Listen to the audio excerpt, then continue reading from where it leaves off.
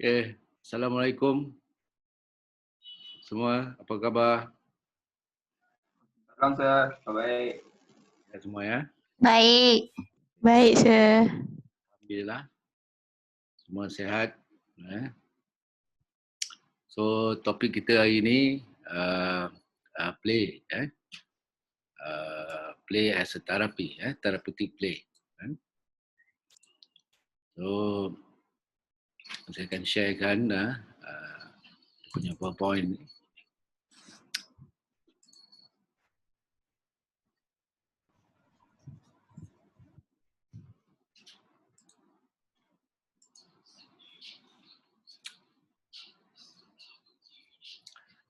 So today topic therapeutic play. As you all know, and I think you all also experienced it during your childhood. Play. So as an OT, we use media of play as a therapeutic intervention for our client or patients. So today we focus on therapeutic play. So as you all know, during your childhood, during your experience while childhood, you experience play. You used to play kan. So Keep Horner 2002 considers play along activities of daily living.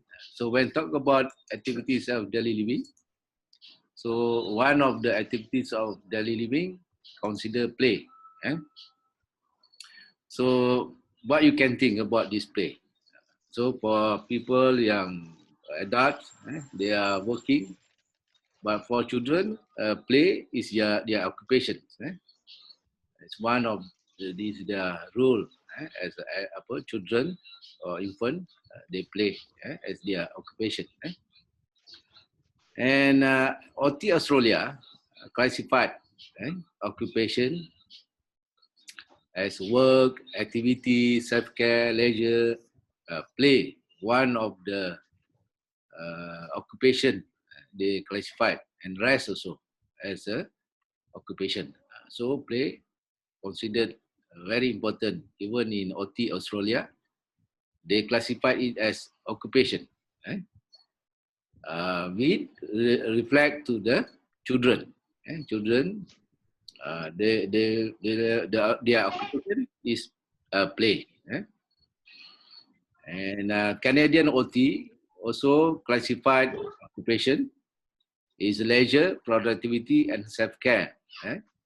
So productivity includes for adults, employment, housework, and parenting. But for children, play and schoolwork. So if they go to school, it become their occupation, and they play also become of their occupation. So I presume that during your childhood also, you play a lot. In my childhood also, probably different from yours. During my childhood, my play is different. The trend is right now, for example, like children right now, they play limited because there is a smartphone, smartphone available. So they engage themselves play the smartphone kan. Sekarang banyak games kat smartphone. So dia punya play more on dekat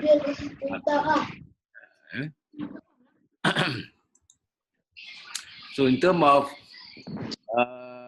play, this by Ridley and Roger 2006, they said play is in children, but for adult, kejap I okay. Guys, saya terpaksa apa ni mute kan. Participant kita ni ada yang kacau pula kan. So I mute kan. Sekejap ya.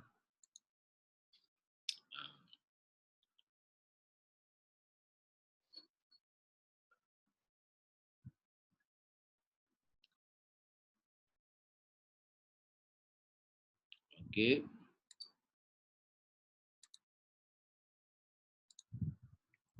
Okay, this when talk about theories of play.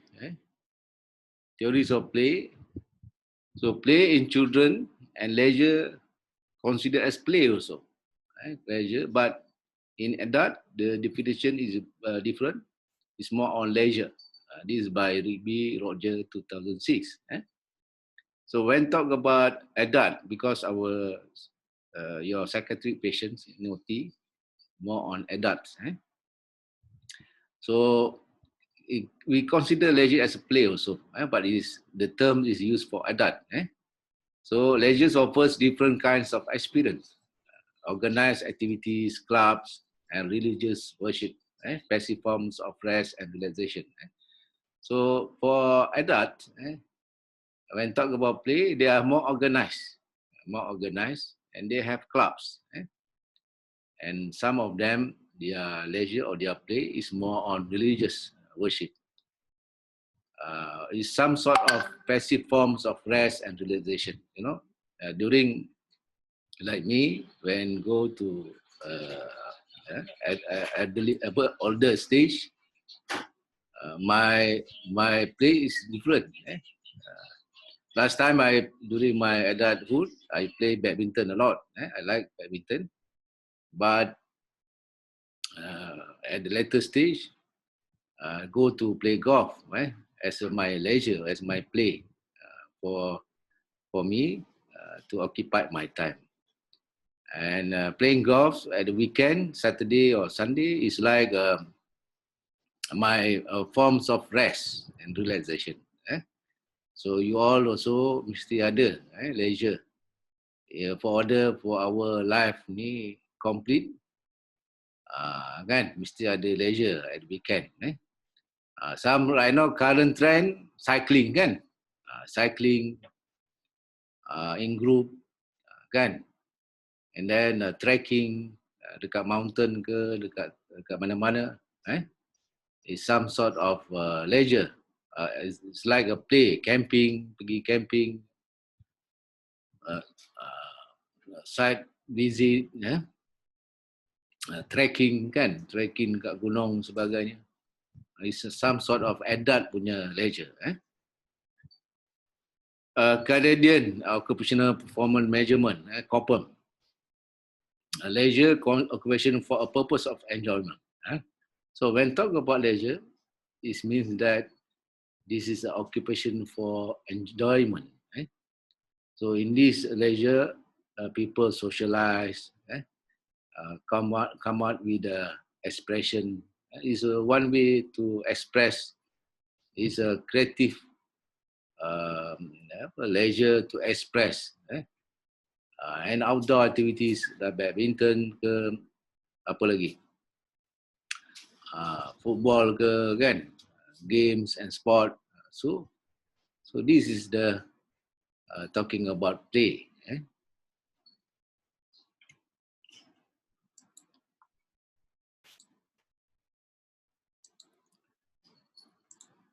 So Bandi 1991. Bandi ni siapa? Bandi ni she's a professor. So professor from University of Sydney, Australia. So I met her before. I think in Sydney, in the World Federation of Occupational Therapy punya conference. She's expert in pediatric. She proposed that play as a transaction between the individual and the environment that is intrinsically motivated, internally controlled, and free from many of the constraints of objective reality. So when people involved in leisure or games, or sport ke, for example like golfing, main golf, we nampak apa ni, keindahan scenery tu, green scenery. So you actually motivated, because you out of your normal task, you punya normal occupation. So you feel intrinsically motivated, and you control yourself. I mean tak ada boss kat situ. Siapa yang yang kontrol dia. Kalau bekerja, kalau kita involve in kita punya work, somebody control you. And free from many of the constraint of objective reality. And then free from many constraint. Maksudnya tak ada, you are not being objectively targeted. Maksudnya you tak ada achievement yang perlu dicapai. Maksudnya kalau you play golf ke, you trekking ke, nobody push you to achieve something. This is the thing that Brandy proposed play. And then Royan, 1997, the qualities of joy and pleasure as single criterion of play consistent across all ages. So if we we play or participate in the leisure, the joy itu, quality of joy itu sama, consistent across all ages. Kalau you dulu masa zaman kanak-kanak, you suka bermain apa? Dulu semasa zaman kanak-kanak saya suka bermain bermain games. Sekejap saya tutup telefon sekejap.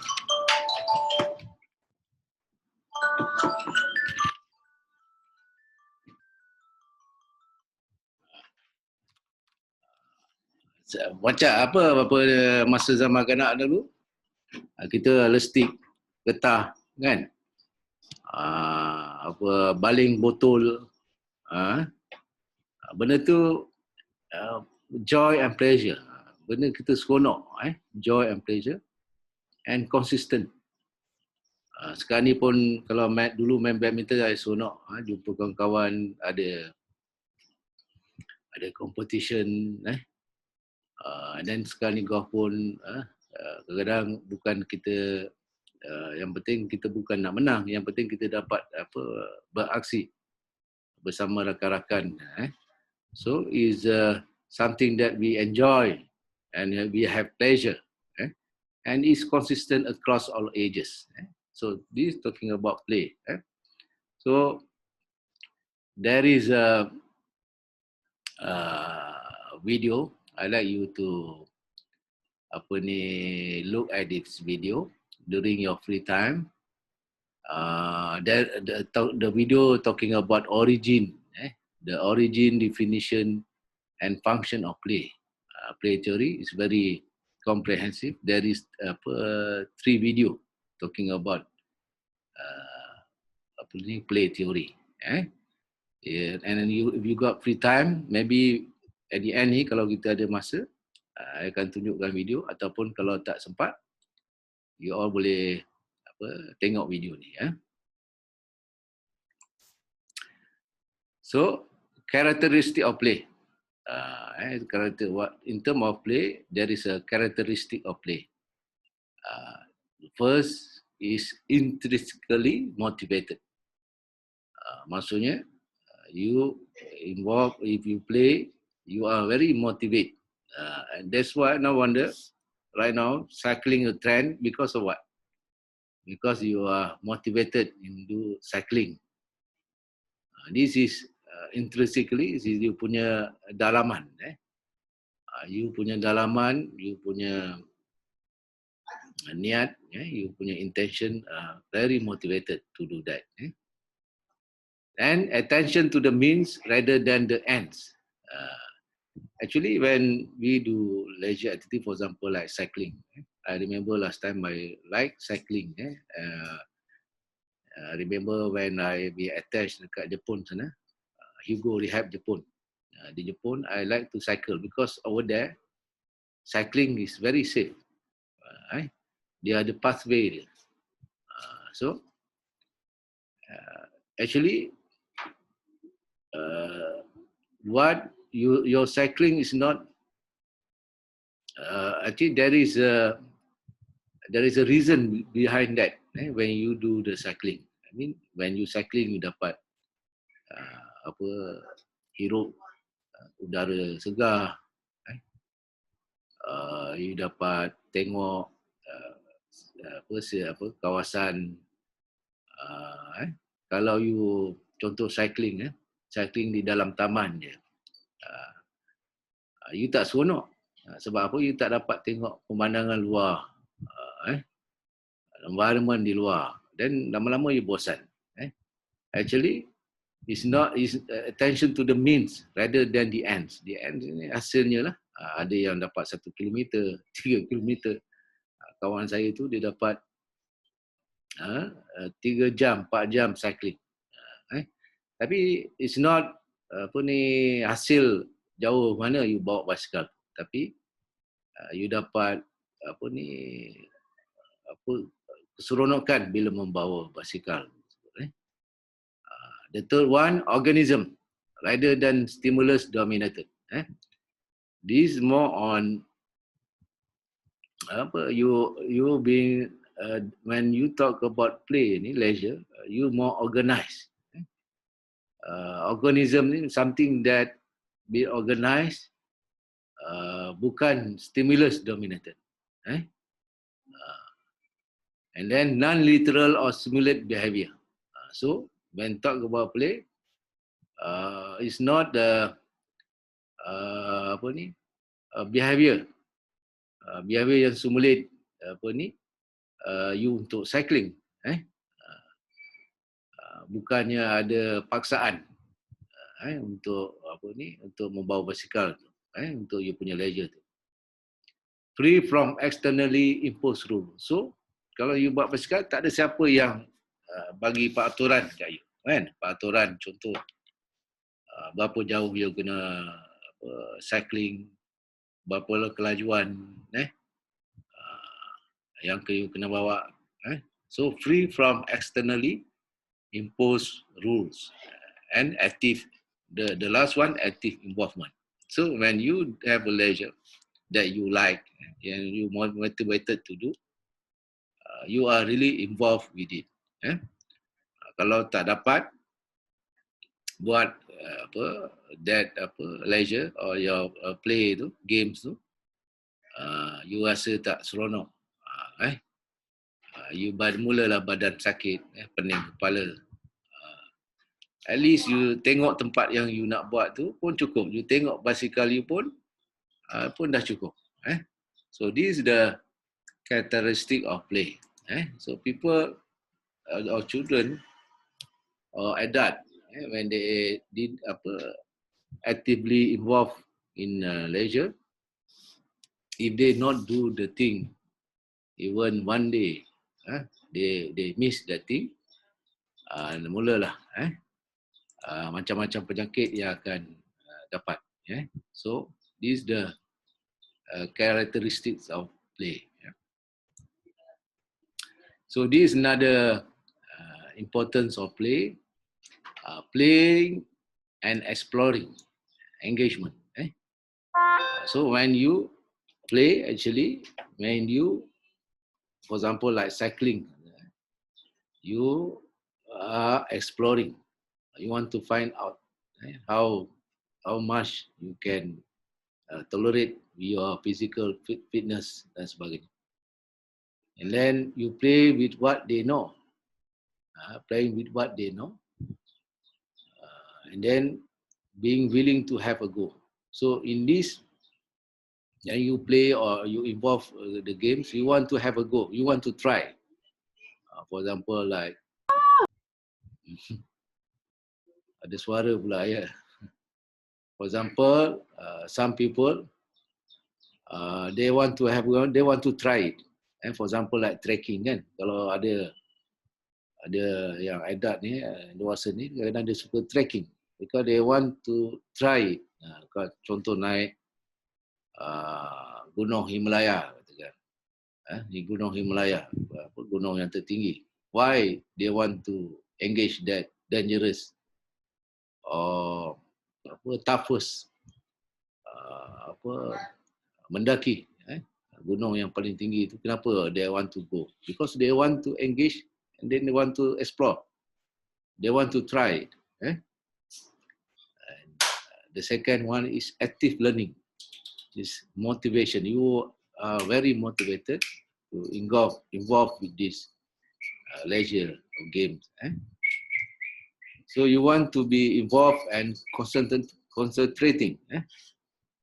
So while you cycling, you trekking, you want to be involved, and then you want to be concentrate. You want to concentrate, and then you want to keep trying.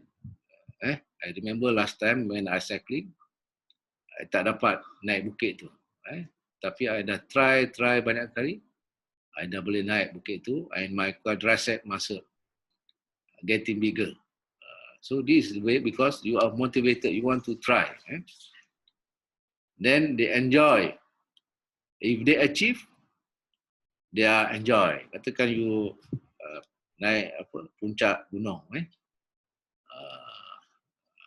puncak bukit dan sebagainya.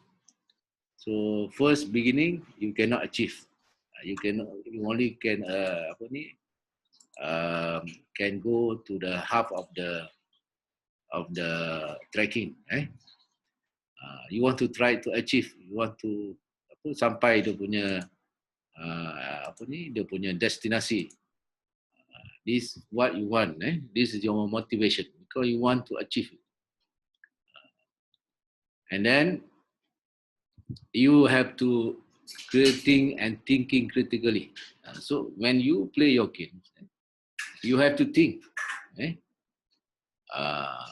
For example, like I play golf kan, you nampak senang kan main golf tu kan, tapi actually you need to think, because dekat golf punya course ni, dia punya tempat berbeza, dia punya panjang berbeza, dia punya grass berbeza. You have to think critically. So you must have your own ideas, and then you try to make links. Make links maksudnya you want to link your punya ideas, you punya training dengan performance you masa play tu. Itu penting. Masa you main game sebagainya, you have to think critically. Then choosing ways to do things. Then when you have games dan sebagainya, you have to choose ways to do things. This is important. To achieve something, you have to choose what way yang boleh improve you punya achievement dengan games tu. So when talk about passion, you conduct the passion, a play for them. So this is the thing that the therapeutic, the pleasure, the therapeutic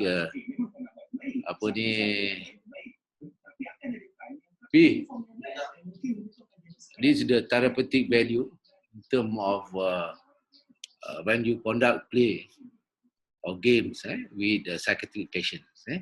So one is engagement, and the second one motivation, and then thinking. So this is the thing that when you have patient with, for example, like schizophrenia, who having negative symptoms, who are demotivate themselves, you want to improve by using games or play or leisure, you are able to achieve the engagement, motivation, and also thinking. So there is 3 theories of play. First is socialization. So when talk about play, these 3 theories. One is socialization. So when you play, you have games, leisure. You need to learn the rules and the norms. The rules and the norms of social. So when you have game, for example, like cycling ke trekking, you ada group members kan? You ada rakan-rakan yang bersama dalam you punya game tu atau play. So you need to understand dia punya norms and rules. Rules, for example, to be on time, rule to be tolerated with the shortcoming of others, rules to give opinion. This can improve the social of the members. Then you need to appreciate the perspective of the other players. If you have members in a group of game, etc., so you need to appreciate their opinion, their suggestion, and you have to give and take. This can create socialized skill, and then development of self-identity and generalize other. You able to develop your self-identity and generalize other. For example, like you play golf kan, you ada identity. Golf ni, you kena pakai smart, ada style. Begitu juga dengan kalau cycling kan, cycling apa dia punya self identity. Seorang kalau orang cycling ni, you nampak apa? Nampak dia punya seluar ketat, baju ketat. Sebab apa dia nak tunjukkan dia punya body kan? And then because why they use yang seluar yang nipis ketat? Sebab dia nak kurangkan drag kan? Nak luas, nak kurangkan dia punya, nak cepatkan dia punya kelajuan, dragging. So this is talking about socialization. So when you conduct intervention with the psychiatric patient, you able to improve for them to socialize,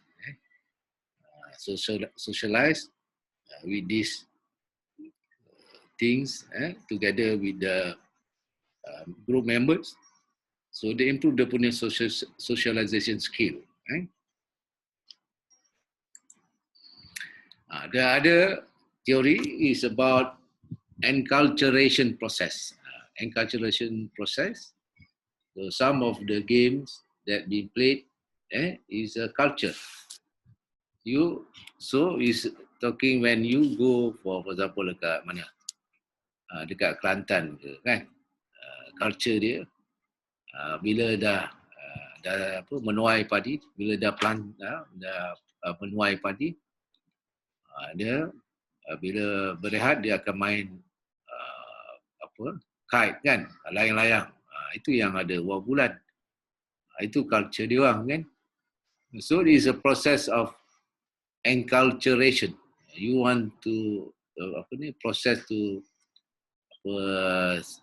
sublimate culture is the process for individual when they got involved in the pleasure or in play or leisure.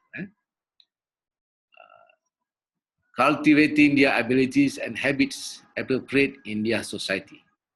So when involved of culturation, actually you cultivate their abilities and habits. Maksudnya dia punya ability and habits yang appropriate in their society. For example dekat kampung dan tanam padi, dia tak main smartphone kan. So contoh dia main gasing ke dan sebagainya. This is an enculturation process. So you want to cultivate their abilities and habits appropriate in their society.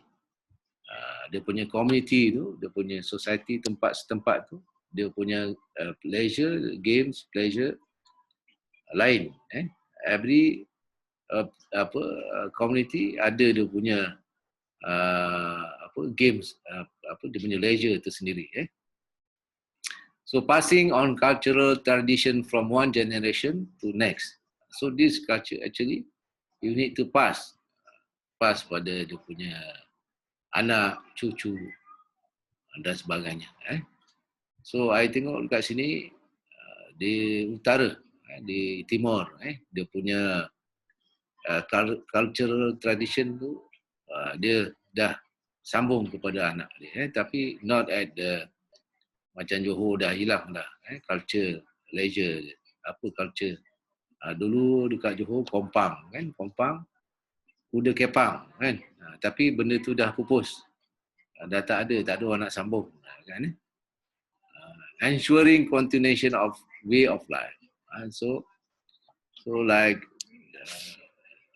zaman dulu dan zaman sekarang kalau tak ada kadang-kadang leisure berbeza. Sekarang dekat bandar ni tak boleh lah main layang-layang, tak adalah main layang pula kan. Main golf pula. So this is a continuation of way of life. This to ensure culturalization. Ini contoh salah satu wow bulan Kelantan. It become a culture kan. Kalau musim sekarang ni musim musim angin ribut kan. At the same time dia acara menuai padi. Betul tak orang Kelantan? Siapa Kelantan kat sini? So dia punya leisure, dia punya play gunakan wow bulan main wow bulan main layang-layang ada yang main layang-layang di pantai dan sebagainya. Sekarang ni musim tengkujuh kan, musim tengkujuh banyak aktiviti main layang. Sebab apa musim ketujuh dia main layang? Sebab you cannot go, you tak boleh pergi ke laut kan. So dia main layang is gasing. Gasing I seronok dulu zaman I kecil dulu, during my childhood I seronok main gasing. Tapi gasing I lain lah. Tak macam ni, gasing ni bulat kan. Gasing I kecil dia. Tapi the way I played striking the other gasing sampai pecah gasing orang. So gasing I remember dulu masa kecil permainan gasing ni lah yang paling seronok selalu. Ini dia tengok gasing tu berpusing. Siapa yang paling jauh berpusing, dia menang. So kalau you buat activity play pada psychiatric patient, you kena kalau you kerja tekan di kawasan kampung di pantai timur, so aktiviti yang melibatkan culture ni patut diteruskan dengan pesakit. This is the real punya leisure play yang ada di Kelantan dan sebagainya. Ini kalau dapat diteruskan di tempat ward ke hospital, it will be very good. And when talk about play also is a form of communication. Using play, you're able to express yourself through fantasy or pretense play. Banyak contoh puppetry play. So dia dapat express. Contoh wayang kulit kan, wayang kulit dan sebagainya. This is a form of communication. During your childhood, sure you play. Jadi you jadi doktor ke, jadi nurse ke. Then probably you ada masak-masak. And then at the end, betul lah jadi suri rumah ataupun you jadi mungkin dalam masa zaman kecil dulu dia ada aktiviti memulihkan orang. That's why you jadi terapis. So this form of communication, you express yourself through fantasy or pretense play. You pretend yourself as a doctor, nurse, housewife, husband. So wish fulfillment. So dalam play ni pun ada play yang boleh you wish, apa wish you dulu. Kerana you nak jadi cikgu kan, wish you want to be a teacher. Last time my wish to become a pilot. Pilot kan. Warplane pilotnya. Tapi saya tak dapat jugalah, tak jadi lecturer OT pula. So during play as a child, at the childhood, you can fulfill your wish. Contoh wayang kulit ni banyak aktiviti yang melibatkan bangsawan, istana, raja, pemasyuri. Dalam sini pun ada, kalau you tengok wayang kulit ni, kalau you seronok tengok wayang kulit ni, dia dapat dream to be that watak-watak yang ditonjolkan. Puppet theatre, during your childhood, probably you are the theatre, puppet theatre. One of the watak yang biasa ditonjolkan ialah Pinocchio. So Pinocchio ni merupakan salah satu watak yang mengajar kanak-kanak supaya bercakap benar, kan? Bila dia bercakap bohong, dia menipu, dia punya hidung jadi panjang, kan? So dalam play yang macam ini melibatkan puppet theatre ni, so you dapat pengajaran juga, you dapat education tentang to be behave as a good human being, kan? So banyaklah contoh-contoh yang melibatkan play ni, communication. Ni from Tinkerbell. Tinkerbell, Tinkerbell is from Kennedy lah. Kennedy. Tinkerbell said that you know that place between sleep and awake. That place where you still remember dreaming. That's where I will always love you, Peter Pan. That's where I will be waiting. So Tinkerbell ni beritahu yang dia yang menyeronokkan dia ialah place between sleep and awake. Place and sleep and awake ni maksudnya dia buat play yang dia seronok lah. You know that the place between sleep and awake, that place where you still remember dreaming. Maksudnya dalam dia punya play tu, dia dream sebagai raja, pemasyuri dan sebagainya. Dia seronok bersama kawan-kawan dia. That is where I will always love you, Peter Pan.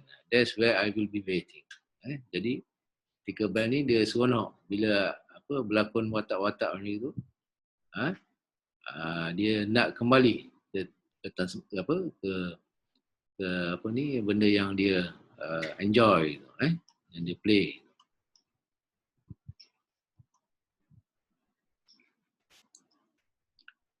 So when talk about play development, play can be start from infancy, early childhood, middle childhood, adolescent, and adulthood. So when talk about play, it can also happen in adulthood.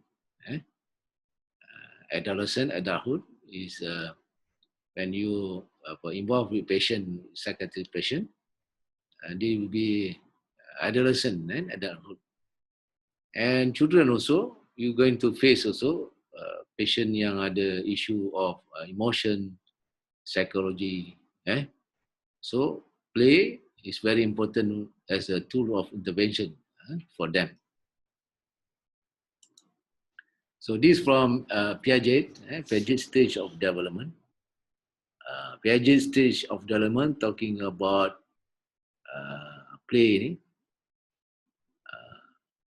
So what are the thing involved when talk about play? First stage. The first stage is sensory motor. So while at stage of infants, when children play, they involve with their sensory. So for example, like infants, they discover relationship between their bodies and the environment. they put this information into a schema and begin to associate sensation with the objects that go along with them. So when they involve play, dia punya stimulus is their sensory, and sensory motor give stimulate, bagi stimulus kat dia. Contoh macam kanak-kanak ni, dia merangkak kan, dia crawling. So when they crawl, there is a stimulus from the environment, grass, rama-rama dan sebagainya. So this the information give them. So object that go along with them. Okay. At stage 2, this is a pre-operational, 2 to 7 years old. So in this stage, a child begins to understand and use mental image and symbols and understand more complex schema. However, they have a lack of conservation. So when at 2nd year to 7 years old, they understand mental image and symbol. Mental image contoh putri, putri, siapa tu putri, dia boleh bayangkan. Raja, siapa raja tu dia boleh bayangkan. Raja Tuan Putri, dia dalam cerita Mak Saleh itu Tuan Putri bersama dengan 7 orang kedil, so dia boleh bayangkan benda macam ni. Kalau peringkat 2 hingga 7 tahun, so kalau kita 2 hingga 7 tahun ni kita dah boleh main puppetry. Puppetry sebab dia dah faham, they have mental image and symbol, understanding. Then stage 3, observation. So in this stage, children can use logical schemas, but their understanding is limited to concrete objects. They also have a hard time with hypothetical questions, but now they are able to relate things to each other. For example, child can recognize their dog is a beagle, and that a beagle is a dog, and that a dog is an animal. So dia dah build up dia punya understanding tentang objek tu. Understanding tentang objek. So objek tu macam mana objek tu boleh terjadi. Okay, saya nak masukkan peserta ni, Syairah ni. So objek tu macam mana boleh anjing tu boleh lahir daripada mak dan sebagainya. So they understand limited, but limited to concrete objects. 7 hingga 11 tahun. But they also have a hard time with hypothetical questions. So hypothetical ni soalan-soalan yang yang ada hypothesis lah, assumption, hypothesis. Dia susah lah, ni hypothesis lebih kepada experiment question kan. Itu dia tak faham. Tapi dia boleh relate to each other. Relate anjing ni dia dilahirkan daripada mana, dia binatang mamalia, dia bukan manusia. Itu dia boleh faham. And then the stage 4, they call it formal operation. Formal operation, 11 years old, dia dah boleh faham hingga ke adult. So at this stage, the person is now able to solve abstract problems and can now think critically. They are able to answer open-ended questions and think of hypothetical situation. For example, the person can answer an essay question on the test or question that asks for their opinion. So, kalau you buat aktiviti yang berkaitan play atau games, kalau 11 years old to adults, you dah boleh bagi soalan-soalan yang open-ended questions. Open-ended question ni maksudnya dia boleh explain Bukan yang close-ended yes or no kan. Open-ended ni how you interpret this, how you going to solve this. Maksudnya dia boleh buat explanation, dia boleh think critically. So this Piaget stage of development. This one sama macam Piaget tapi more on stages of cognitive endowment and play. So this by Smilansky, 1968. So Smilansky say in terms of cognitive development and play. So cognitive development relate to play. First is sensory motor. That samalah macam tadi. Lebih kepada sensory input. Repeated movement with or without objects such as banging block or shaking rattles. It's more on sensory motor. So macam kanak-kanak, kalau baby, kadang kita goncang loceng, dia toleh kat kita, kan? Because dia punya stages is more on sensory motor. And then the second one is functional.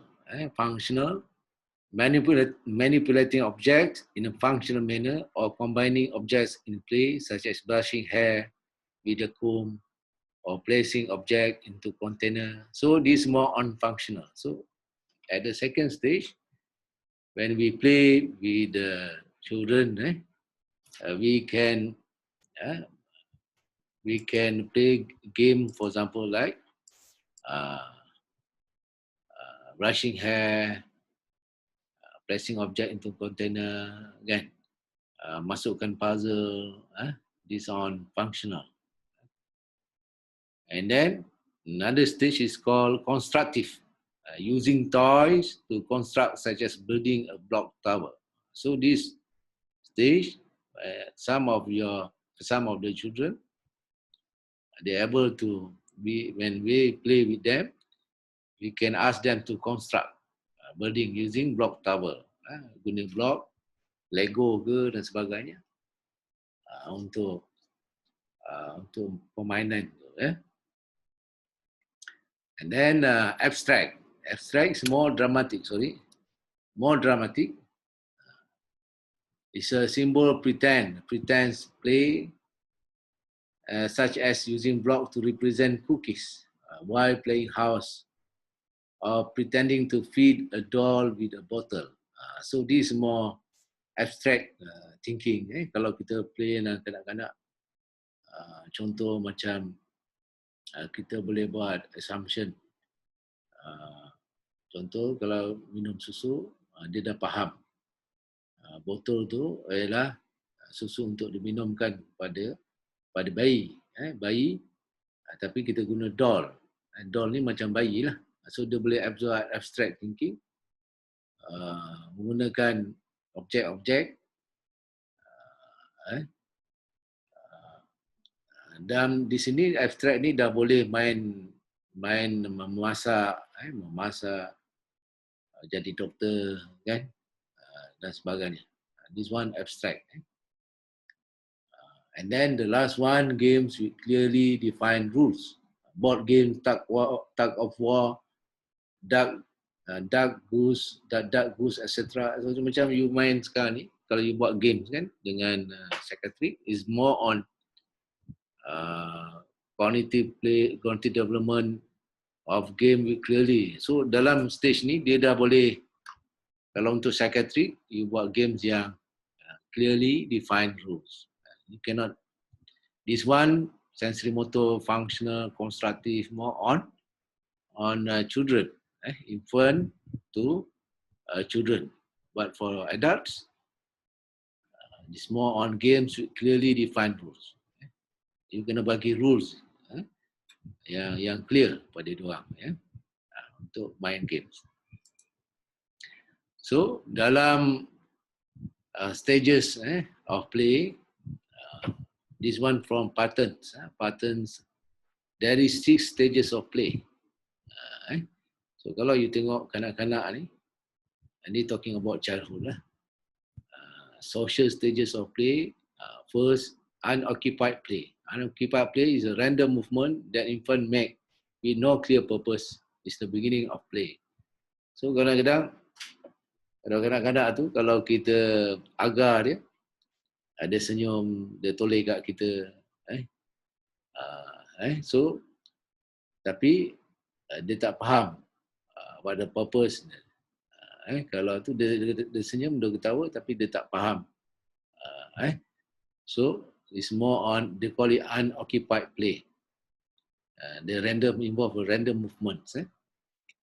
Then there is a solitary play. Solitary play ni dia main seorang-seorang. Kanak-kanak ni. So macam you kalau dapat patient psychiatric patient children lah.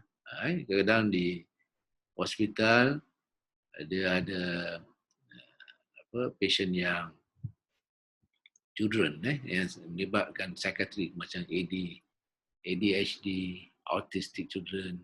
So you can interview parents dia, or you buat observation. So you nampak lah dia punya play ni dekat stage mana. So kalau dekat stage, contoh dia dalam stage solitary play. So you punya improvement, you want to go a bit higher. Onlooker play. For example, solitary play, so stages dia dah dekat solitary play. So your punya aims, you want to improve dia punya play on third stage, onlooker play. So onlooker play, what is it? So solitary play is they play by their own. They want to, dia tak notice pun children lain main. Dia tak kisah pun. Then another stage, they call it onlooker play. So onlooker play ni, so when children watch others play, the children who is looking may ask question, but there is no effort to join the play. So some of you, the case, patient psychiatric, child, they call it child psychiatry, dia dalam onlooker play. Onlooker play ni, they watch others, tapi there's no effort to join the play. Just look only, just watch only.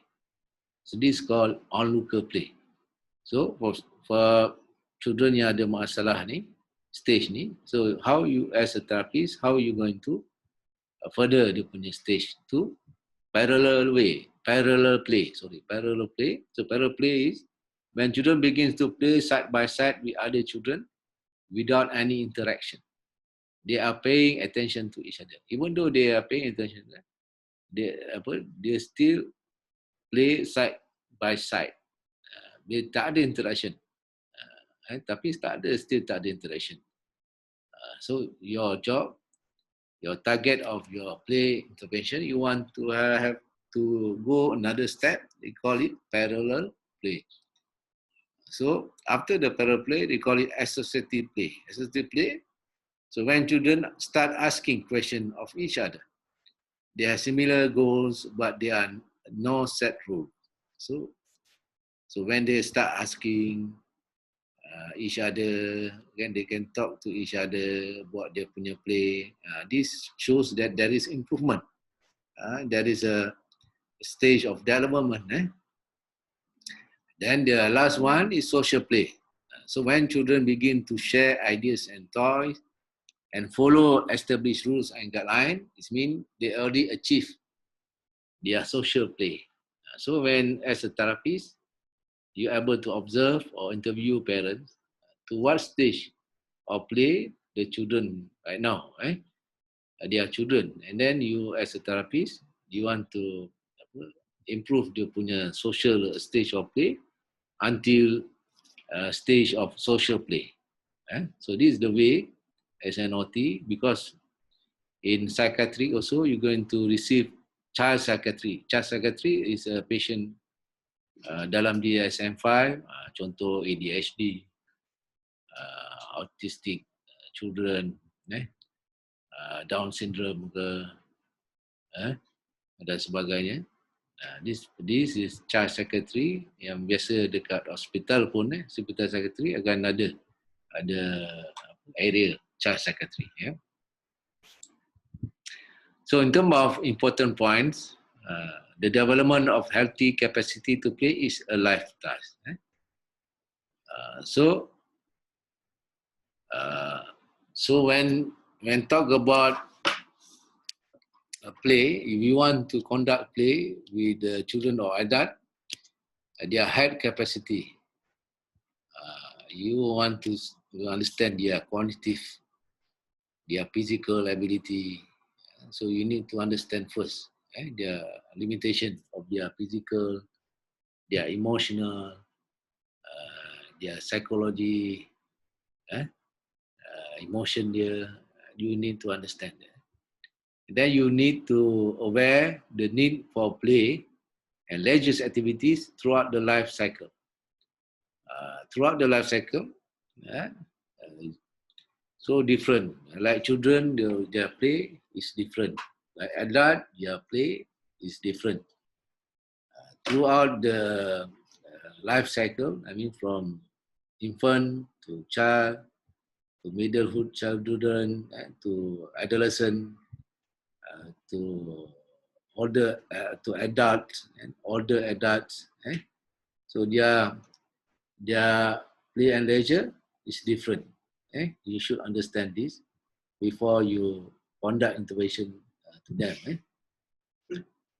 Play begins in infancy and continues into old age, shaped by cultural. Sekejap saya nak masukkan Zuhair ni. So shaped by cultural, social expectation, along with personal interest and skills. So depends. Depends on the culture, kan? Right now the trend, right now play smartphone, kan?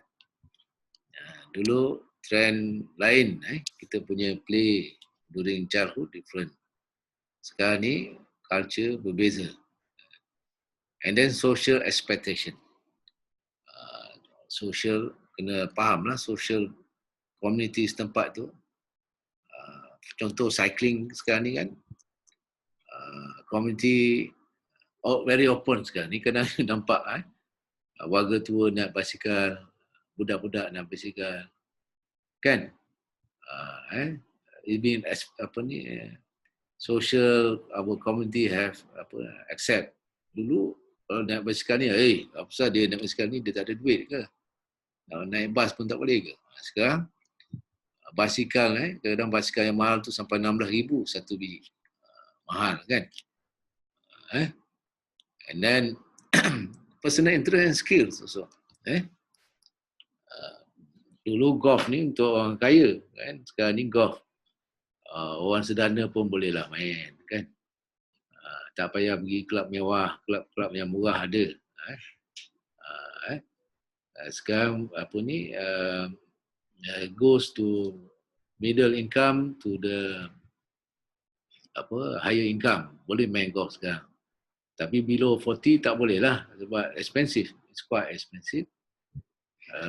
Play golf ni dia punya yuran, dia punya set nak beli. Tapi kalau dia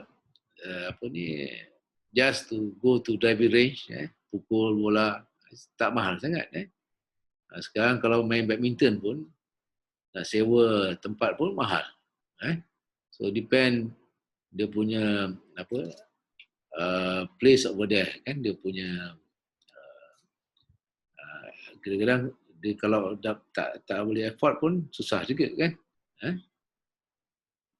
So play defines their identity and impacts on who they become. So when you play, it's like your identity, ada impacts who they become. Some of them dia play masa kecil-kecil tu sebagai doktor, akhirnya dia jadi doktor. Lost their ability to plan in the way they choose, they will lose important pieces of who they are. If someone daripada kecil tu, masa childhood, if they lost their ability to play in the way they choose, they will lose important pieces of who they are. This from Bandi, Anita Bandi. mental health problems, poverty, social disadvantage, physical disability, and quality impairment all reduce a person's ability to play. So if you got schizophrenia, major depression, bipolar, kan? So it will be an issue to engage them in play or leisure. Poverty, makan pun tak cukup, macam mana nak main games, kan? And then social disadvantage. The advantage, broken family, family yang bapa atau mak tak percaya, ataupun isteri tak percaya suami, ataupun suami pun tak percaya isteri nak pergi buat senaman aerobik, dia tak percaya, dia cemburu, probably a problem, tak boleh lah. Ataupun ada isu of racist, ataupun ada ada something, jalanan, macam mana you nak cycling, kan? Bila cycling ada orang tahan, mencuri pula, kena rogol pula, kan? So this is a social disadvantage. And physical disability. Of course, physical disability yang pakai wheelchair, yang ada stroke, patient stroke, pun itu dia punya reduce their person's ability to play. But remember that handicapped person, kan? So handicapped person, there's a lot of varieties of play. Kalau you tengok macam-macam play sekarang ni untuk handicap, even swimming pun boleh untuk handicap. You pernah tengok sitting basketball yang keadaan duduk pun boleh. Volleyball sitting volleyball pun boleh. Wheelchair basketball pun boleh. So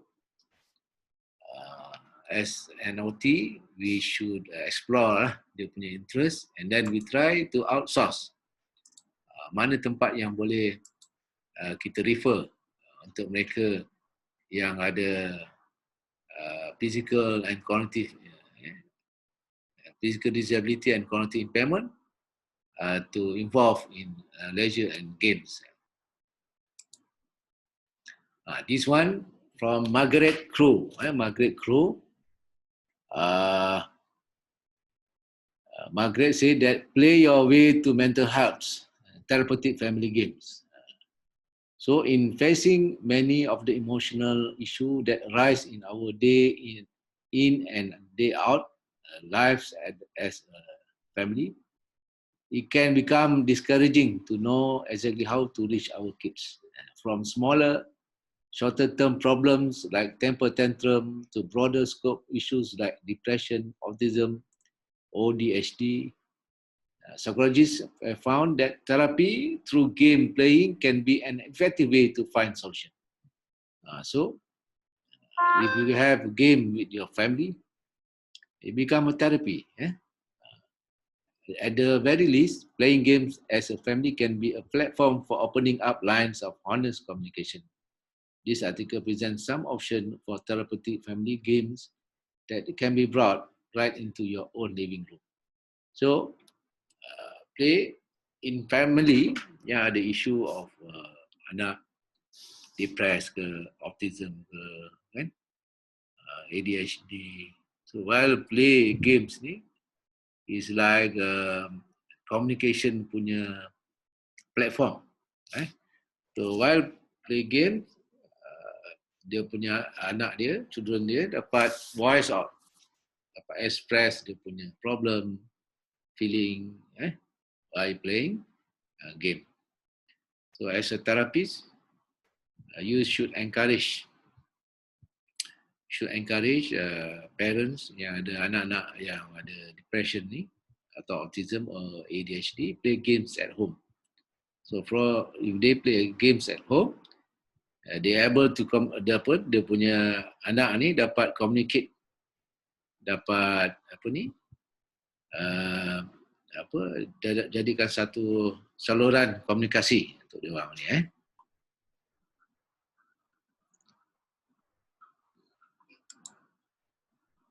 And as OTs, we should actively and systematically promote play and leisure in their client's life. So you need, as an OT, you need to promote play and leisure in your client's lives. So dapat patient je, dapat client, at the end tu, you punya long term to involve them in leisure and play. So patient apa pun, patient depressed ke, patient schizo, so dia mesti ada leisure dia dalam kehidupan. So this is your long term goal. Play not to be seen as just a skill acquisition process, but also a quality of life. So if you want to have a quality of life, you must have a play or game or leisure. This is from Bandi. It's not the skill acquisition process. Kalau contoh main golf ni, bukan saja I pernah talking about I skill I perform, tapi I macam I dapat kepuasan, dapat kawan, dapat reduce my stress or that. Start secara langsung improve dia punya quality of life.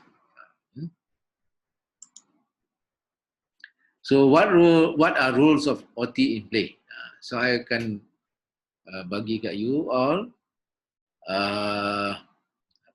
contoh macam mana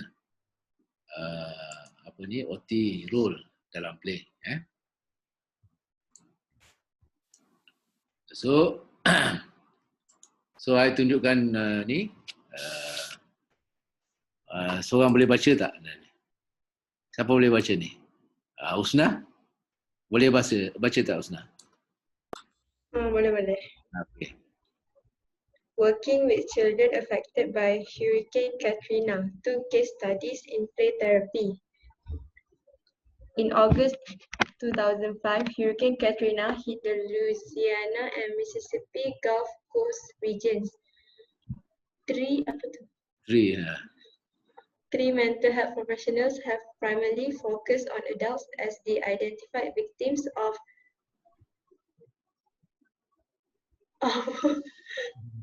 apa tu? Saya tak nampak tadi. Apa, teruskan baca. Teruskan je. More recently, mental health professionals are focused on integrating mental health services for adolescents. This article discusses the impact of natural disasters have on children and the stress response and post-traumatic stress disorder often experienced by children. Treating complicated and a developmentally appropriate intervention is needed. Evidence-based research play therapy to be a developmentally effective intervention with traumatized children. These 2 case studies of play therapy with children affected by Hurricane Katrina. So these 2 case studies, how OT conduct play therapy to them. And these case study involve children. The children suffered post-traumatic stress disorder because of the hurricane. Last time also during my research, so I encounter PTSD dengan seorang kanak-kanak di Kubang Krian, Kelantan kan. Bukan Kubang Krian, dekat mana dekat dulu banjir kat Kelantan dulu.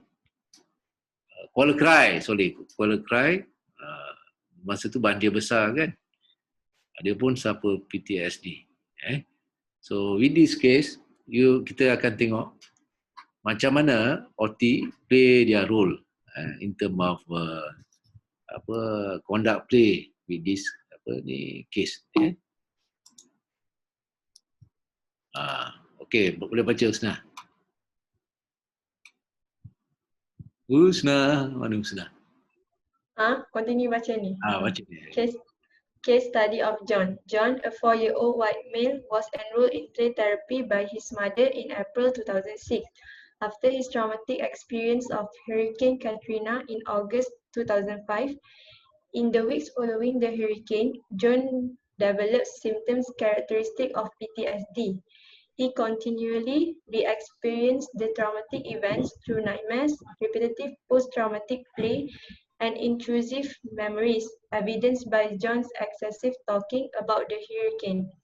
John also exhibited the classic avoidance symptoms associated with PTSD, such as refusing to be immersed in water at bath time or during recreational activities involving water.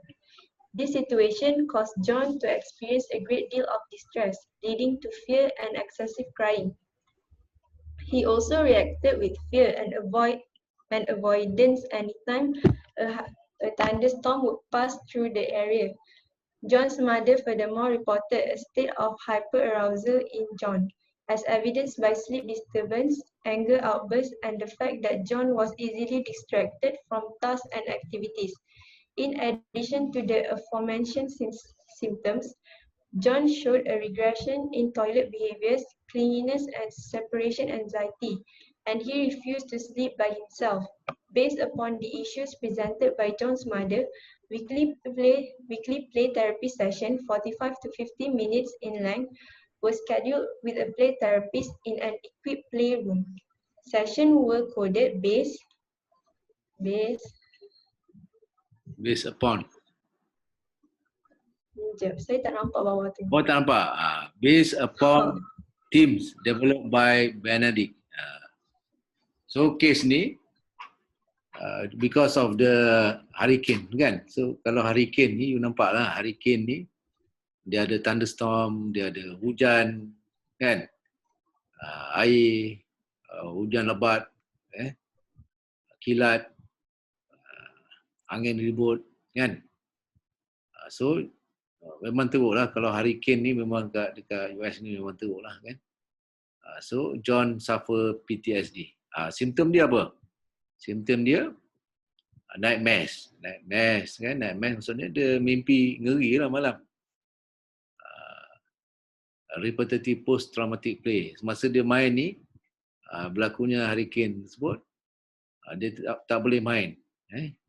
Dia bila main dia teringat. Dia intrusive memories. Intrusive memory ni dia akan bila nak main dia teringat memory masa hurricane ni. And then excessive talking about the hurricane. So when children dia cakap banyak atau lebih tentang event atau situation tu, maksudnya dia ada PTSD. Avoidance symptom associated with PTSD, maksud dia cuba elakkan, dia tak nak masuk dalam mandi kan, immerse in water at bath time. So kalau Mak Saleh ni, dia kalau mandi dekat tub kan, bukan macam kita shower kan, dia tak nak. Dekat tub tu dia takut dengan air or during recreational activities involving water. Maksudnya kalau pergi piknik ke sebagainya, dia takut. This situation caused John to experience a great deal of distress, leading to fear and excessive crying. He also reacted with fear and avoidance anytime a thunderstorm. Thunderstorm kalau tu dia takut, dia sembunyi through the area. Sleep disturbance, dia ada masa sleep, anger outburst, senang cepat marah, and then John was easily distracted from task. Dia tak boleh buatlah aktiviti. Kadang bunyi peti dia dah tak nak buat. Toilet behaviors. Dulu dia boleh pergi ke tandas. Umur 4 tahun ni pergi tandas, pergi kencing sendiri, buang air sendiri. Sekarang ni dia tak boleh dah pergi tandas. Dia clinginess ni and separation. Ini ni dia attach dengan mother dia lah. Dia tak boleh pisah dengan mak dia. dia pun refuse to sleep by himself. Mak Saleh ni orang putih memang dia suruh anak dia tidur sendiri. Dia tak boleh tidur sendiri. So this is the symptom of PTSD happen to John. So this is the thing that OT do, play therapy. So when they conduct play therapy, there is a theme. Tema lah. Theme ni tema. Tema. So ada tema-tema tertentu. So anyone of you can read this thing? Siapa nak baca? Boleh baca? Nurul? Boleh baca Nurul? Saya dalam kereta lah, doktor. Oh, dalam kereta. Ingatkan dalam muka terbang. Okey, ni siapa? Sufiza? Boleh baca Sufiza?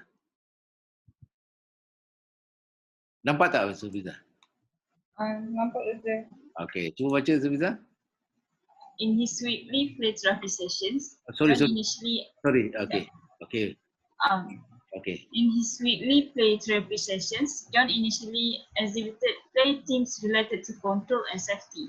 Specifically, he engaged in sorting behaviors, sorting toys into categories, sorting money, fixing play, doctoring self and therapies, broken play, playing out scenarios in which his house would become destroyed, or in which objects in his environment were broken and needed fixing. And instability play, helicopters falling out of the sky and crashing on the ground, or people falling off of rooftops, or fast-moving vehicles. Most of this play was accompanied by a great deal of anxiety, and often the client would spontaneously and abruptly abort the play he was engaged in by stating, "Let's not play this anymore." John at times also engaged in aggressive play, characters shooting each other or cars purposely crashing into one another and flipping over. By the fourth session, John started to exhibit new play themes. He added nurturing themes to his play, taking care of baby by feeding or bathing him or her, or cooking food for himself and his therapy to engage in a tea party. John also started to play out scenarios in which characters would drown in the quicksand in the sandbox, or he would simply bury objects in sand. Another activity added to John's play themes was spontaneous playroom cleanup, in which he would put toy neatly back into their respective places in the playroom upon finishing an activity. So this is the weekly play therapy. So weekly play therapy ni dia ada tema-tema. Tema. First, dia lebih kepada sorting. Then fixing play. And then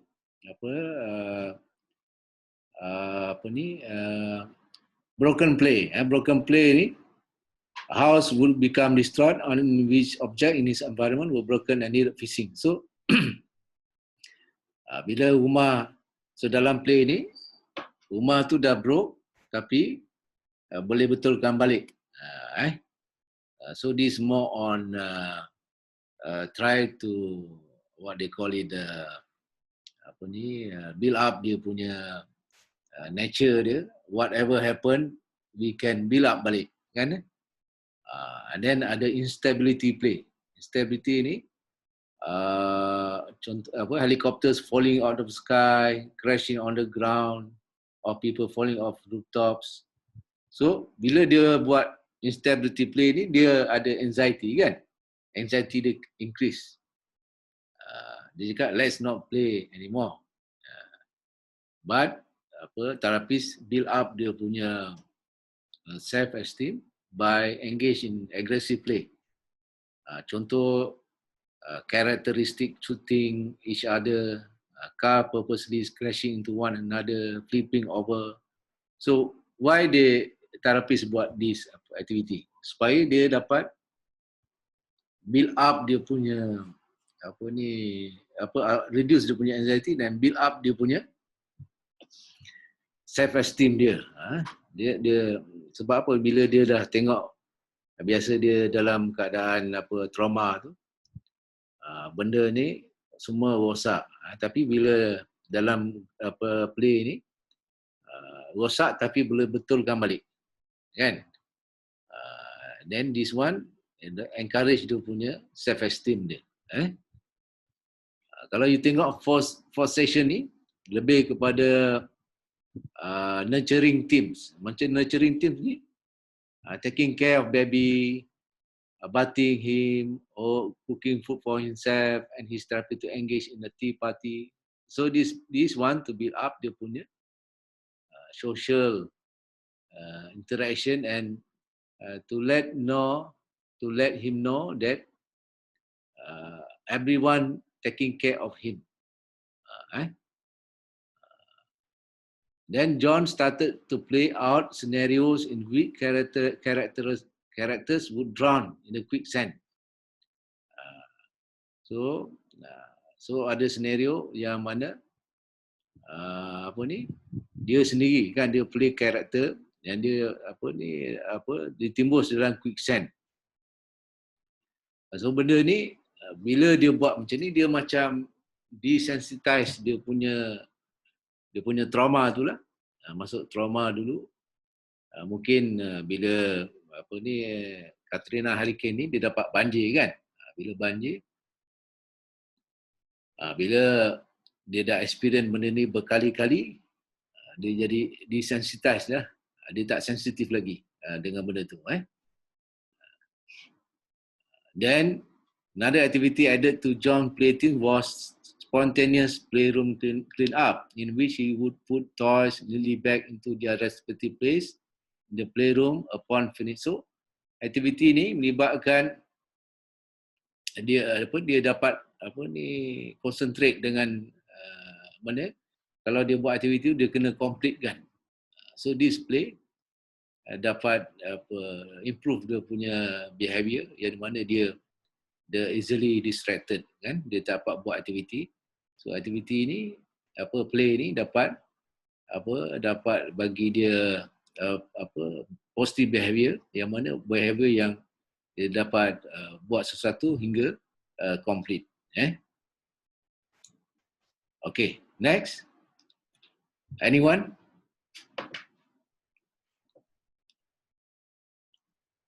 Anyone? Takkan nak panggil nama kot. Saya. Okay. Siapa tu? Arif ke? Arif. Okay, saya. Okay. During a parent conference after John's 8th session, his mother reported that the family had visited the local water park over the weekend, and that John had entered the water with his mother and floated down the lazy river without becoming distressed or crying. His mother additionally reported that John had ceased to be clingy and showed no more apparent sign of anxiety upon being separated from his parents. Session continued for several more weeks, and over time, John exhibited less and less anxiety and aggression in his play. Eventually, John's mother reported that he had stated at home one evening, "I don't have to play in your bed anymore. I can sleep on my own now." Therapy was terminated shortly thereafter, based on decreased presenting issues and themes and an increase in independence noted by the child's mother. So after 8 session, you can see kan there is a progress by mother information.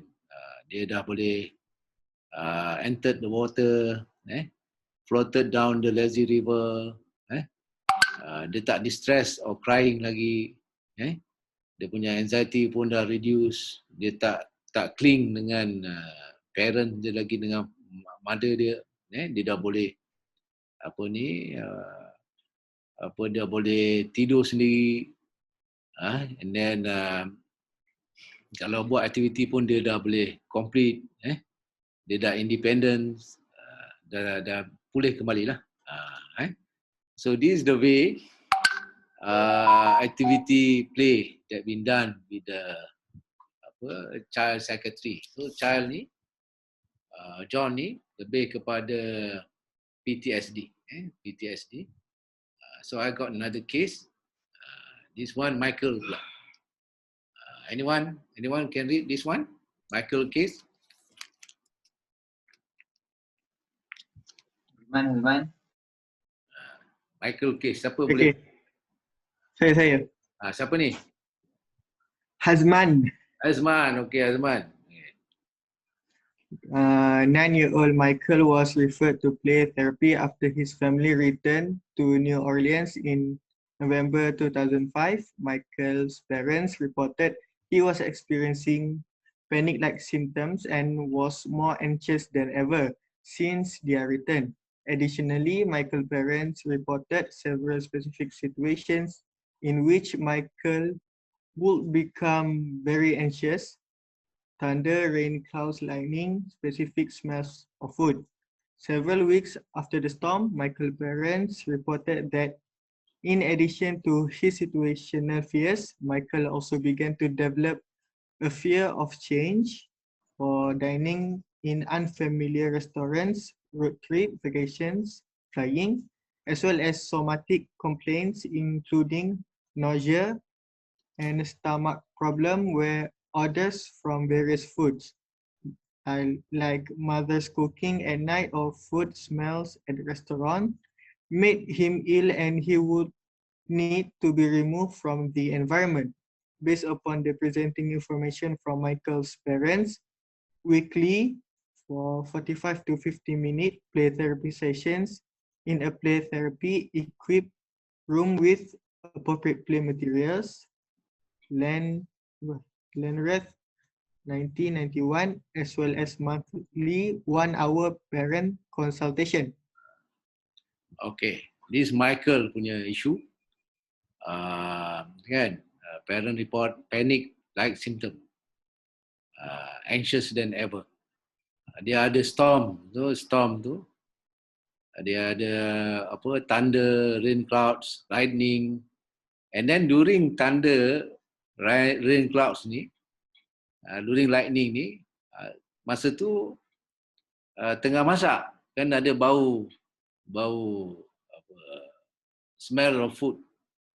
Masa thunder ni, so smell of food jadi macam trauma kat dia dengan thunder, rain clouds, lightning ni. So fear of change. Masalah Michael ni kalau dining, dia pergi makan dekat restoran yang tak familiar ataupun road trip, dia complain of somatic complaint. Somatic complaint apa? Somatic is more on psychological pain, kan? Macam nausea, stomach problem, bila cium terbau orang masak dia, dia dah trauma dah. Sebab event tu, masa event terjadi itu, masa tu hurricane Katrina tu, dia ada cium bau, kan? So dia ada issue of somatic complaint, psychosomatic punya issue lah. So dia punya issue bila lalu kat kedai ataupun dia kena pergi jalan mana-mana, vacation ke, naik kapal terbang, bila smell food dia anxious, dia ada psychosomatic complaint, nausea, stomach problem. This is considered sign and symptom of PTSD lah, PTSD. So how Oti do the play therapy? Okay, anyone can read? Jasmine. Orang lain Saya. apa? Siapa tu? Saya. Siapa? Yasmin. Okay, Yasmin. Consultation was scheduled with a registered play therapist. In the initial session, Michael developed repetitive play which depicted power, control, and safety themes. He would put all of the food into a large pile and then set up soldier and dinosaur around the pile to attack and conquer the food. The food repeatedly won, and the power of the food was often displayed in Michael's session. Over the next several weeks, Michael began to change the ending of his play with the soldiers and dinosaur conquering the food. In a follow-up parent consultation, Michael's parent reported that he was no longer displaying sensitivities toward food and was staying in the kitchen while his mother cooked dinner, as well as being able to remain at restaurant for the entire dinner with his family. So session dia punya tema dia repetitive play, depicting power, control and safety team. So dalam aktiviti ni ada melibatkan abstract ni kan. Abstract punya stage of cognitive development yang mana melibatkan soldier dengan dinosaur. Soldier and dinosaur around the pile. Maksud makanan tu lah. Around the pile, attack, conquer the food. Then the next punya session, food soldier pula conquer. Dan mula food conquer. So dia ada activity play kat sini. So activity play ni dapat membantu. So kanak-kanak ni dia kalau kita nak buat intervention, banyakkan play. So play lebih kepada change role, change role. So dalam play ni melibatkan soldiers and dinosaurs. Conquer the food. Mula food menang. Food ni food apa saya tak tahulah. Food menang. Kemudian next session dia buat aktiviti yang mana soldier dengan dinosaur ni menang. So tapi dia punya efek tu you tengok parents cakap dia dah kurang dah dia punya apa sensitivity dia tu pada food, bau dah tak kisah dah. Okay, good. This one anyone boleh baca? Saya, Okay, siapa tu? Hazika. Azika. Okay, baca. Over the next several sessions, Michael presented rescue teams where soldiers would be rescued from the dinosaurs by other soldiers. As Michael continued to play the themes of attacks and rescue, he seemed to be more relaxed. Michael began to be less serious and intense in his play and more developmentally appropriate in his responses. He would make lighthearted comments about his play. Following the rescuing teams, Michael began to develop aggressive behavior. He would build block structures and knock them down with great force.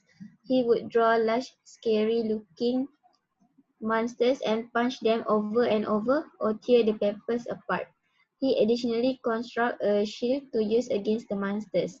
Even though Michael continued the rescuing and aggressive themes during his sessions, his parents weekly reported that things were getting better at home. They reported that his fear of storms had subsided a great deal and more often than not, when a storm approached, Michael did not appear to pay attention to them. So, kita tengok permainan yang dia buat ni, play yang dia buat ni, lebih kepada lakonan kan, action. So action tu, kanak-kanak ni, kalau you play, dia jadi agresif. Maksudnya apa? Bila dia agresif, dia punya self-esteem, dia punya jiwa dia tu, kental lah. Kental lah, orang cakap kan. Dia dah kurang takut. Bila kanak-kanak ni, kalau dia agresif, permainan dia agresif, sebenarnya apa? Sebenarnya dia dah ada self-esteem yang tinggi. You tengok tu, bila dia dah agresif, dia dah tak takut dah. Dia dah takut. Reported that his fear of storm has subsided. Subsided ni dah kurang lah. And a great deal and more often than not. When the storm approached, Michael did not appear to pay attention to them. Because dia dah ada aggressive behavior. Aggressive behavior, play aggressively also is good for the children to build up dia punya self-esteem, tolerance behavior dengan benda-benda yang dia takut tu. Okay, next. Anyone?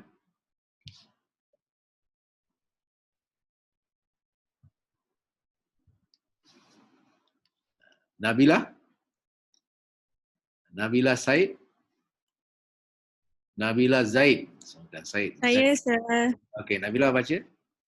Okay, eventually, Michael demonstrated less need to play out teams to control power, safety, and aggression, and begin to talk about new toys and the need to have a friend over to play.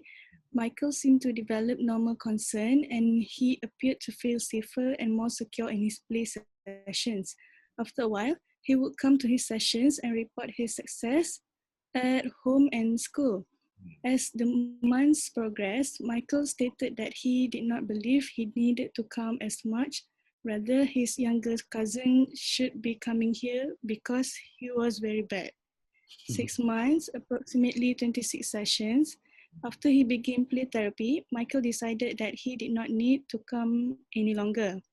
Based upon the presenting issues that Michael's parents reported, Michael's desire to end therapy decreased themes of control, power, safety, and aggression, and increased themes of exploring new toys. Michael's session were terminated. You can see that when they finish with the aggression punya play,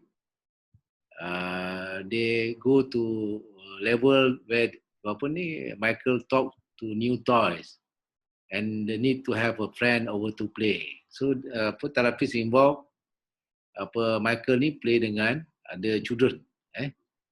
So reduce dia punya aggression, improve dia punya social skill, become good good buddy, good friends. So this is the way that play session being done with Michael. So you see dia punya session sampai bila? 6 months kan? Lama kan? 26 session. Kalau you dapat case PTSD ni, sometimes cases datang sampai 6 bulan jumpa you. 6 bulan maksudnya 26 session. Kalau 6 bulan ni, 6 kali 4, 24. So seminggu sekali lah. Seminggu sekali datang kat you. Bayangkan kalau you as a therapist, you buat locum kan? Jadi bukan you buat klinik ni contoh. You ada 26 session dengan sakit 6 bulan. 6 bulan, katakan you charge dia, parents dia, RM60 katakan, ataupun RM80. RM60 dah reduce market lah, orang marah kat you. Biasa RM80 lah kita buat sekali dengan patient. So RM80 per sesi. Kalau 26 sesi berapa dapat? Cuba kira, RM80 kali 26 sesi. Berapa you dapat? 8 kali 5, 40. 2080. 2080 untuk 6 bulan, seminggu sekali dia jumpa patient. Tapi you boleh jumpa patient lain kan? Ni patient mungkin dia datang, satu sesi tu cuma 1 jam. So how much you earn if you have a clinic? So I just want to highlight kat you in terms of pendapatan OT lah kan. Kalau you banyak case, maksud dapat banyak lah pendapatan. Kawan I, Miss Miss Lim lah. Miss Lim bila dia graduate daripada daripada college, dia buat klinik sendiri di rumah saja. Dia tak payah kerja dengan kerajaan ke private. Dia open dia punya own klinik dekat rumah. Dia dapat case banyak.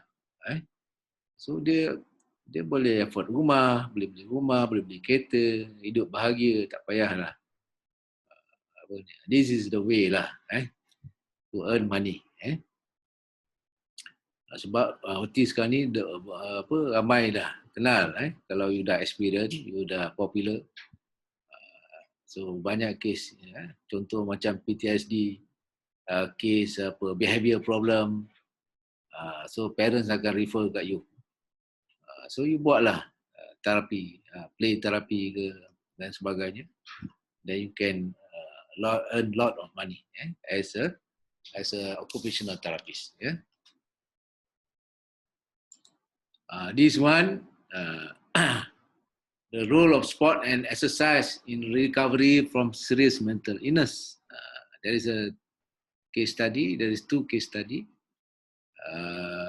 You boleh baca artikel tu, saya dah upload kan. First case study, sport and exercise are central to the participant identity and fundamental to his sense of self.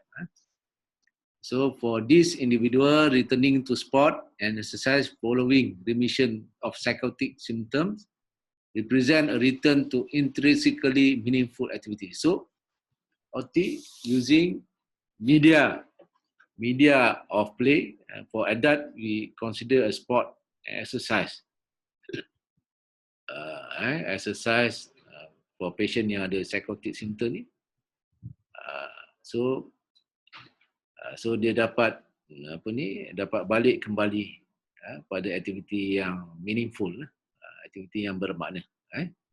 So in the second case, sport and exercise are used as a tool or vehicle for desired outcomes that facilitate personally meaningful vocational activities. So with the second case ni, therapists use sport and exercise as a tool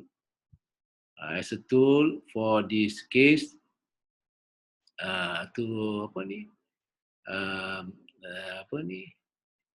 improve dia punya desire in term of vocational activity. So with this exercise and sport, patient ni dapat improve dia punya desire untuk engage in vocational activities.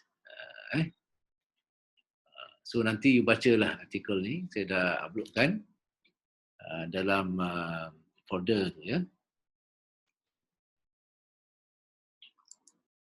Ini reference yang saya ambil, banyak. So one of the things that you kena tengok is video tu. Video tu dalam slide tu dah ada. Saya kena masukkan kat sini. Video tu supaya you dapat link. Supaya you dapat link. Video ni bagus. Origin of play. For you to get better understanding. Ni HPP course ni. You nanti with your own sweet time, you tengoklah video ni. Video ni memang bagus tentang origin of play. And then they also ada community. Community maksudnya group that use their play as their media of intervention. So there is a psychologist, yang involve, dia ada community, di mana community tersebut dia ada research, dia ada video, dia ada lecture. So kalau you graduate besok as a therapist, so you want to engage your client with play, so you can become one of their community members dalam situ untuk play. Okay, so ada apa-apa soalan tentang tajuk ni?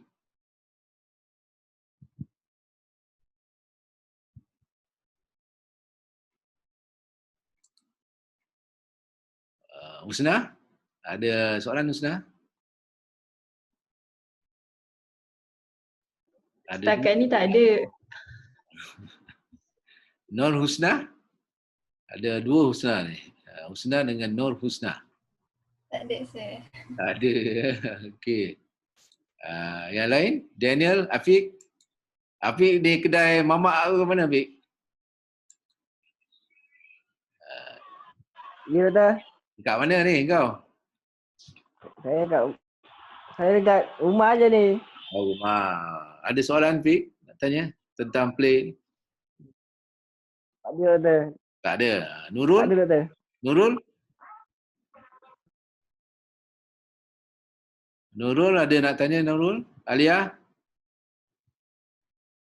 Ataupun dah tak ada dah. Nurul dah belah dah. Boring juga. Nasib baik tak ada dekat lecture hall. Tidak, saya tanya seorang-seorang. Okey, ada siapa nak tanya? Tak ada, sir. Okay, semua faham tentang play, therapeutic play. So apa test 1 ni saya akan bagi tahu bila nak buat. Dia ada 2 test kan. Test 1 and test 2. Kemudian lab ni dah saya rasa next week tu is the last lab. You present last lab lah. Kemudian kita akan buat scenario based learning. Scenario based learning. So every group ni kena fully engage. You tak boleh senyap macam ni. Kena fully engage. Sebab kalau you tak engage, you tak dapat markah. So kita nak tengok you all terlibat, semua terlibat.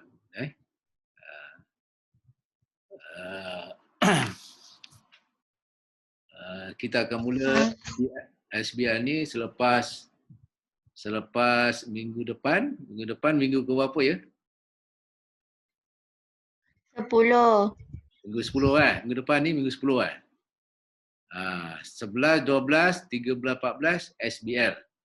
So you all semua ada 2 case scenario yang mana you all kena participate lah. Fully participate dalam scenario based learning ni. Lab kira dah habis lah. You pun dah go through all the lab. Siapa nak tanya tadi?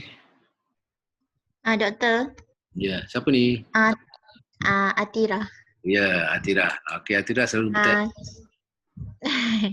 Test masuk sampai therapeutic play ni ke? Nanti saya tengok. Mungkin sampai minggu ke-6. Minggu ke-6 first test, minggu 7 sampai minggu ke-12 second test. Berapa soalan, Doktor? Tengoklah nanti saya dapat ilham berapa soalan. Mungkin 60 soalan ke. You nak soalan MCQ ataupun essay? MCQ. Dah MCQ kan? Okey. Kita buat MCQ lah. Mungkin test tu lah dia sikit essay lah. Alright. Kalau tak ada apa-apa soalan lagi, cukup tak ada pertanyaan? Tak ada. Okay, kalau tak ada, kita jumpa lagi minggu depan. Hari Senin petang dah jadi buat ni. So kita akan jumpa ada minggu depan, tapi minggu depan lab ada semua ada. You all present visualization technique. So lepas tu kita akan buat SBL ya. Okay, goodbye everyone. Stay home, stay safe, enjoy your study. Okay, bye. Bye, sir. Thank you, Doktor. Thank you, Doktor. Thank you, Doktor.